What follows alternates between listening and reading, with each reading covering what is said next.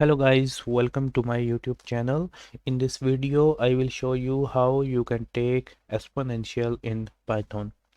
So, if you want to take exponential, just write the number, okay, to its left, and then you have to type the static, double static, and then you have to write the power.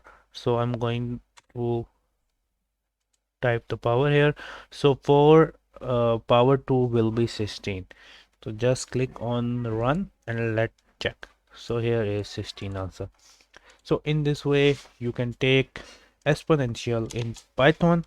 We can try with someone else like 3 static 3, and then again print uh, 4 static 4.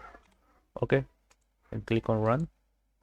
So 4 4s are 16, 3 3s are 9, and 9 3s are 27, and here 4 power 4 will be 246. So in this way you can take exponential in Python. Hope you like this little tutorial. Feel free to subscribe to my channel, and if you have any question related to Python, you can ask me in the comment section. Bye bye.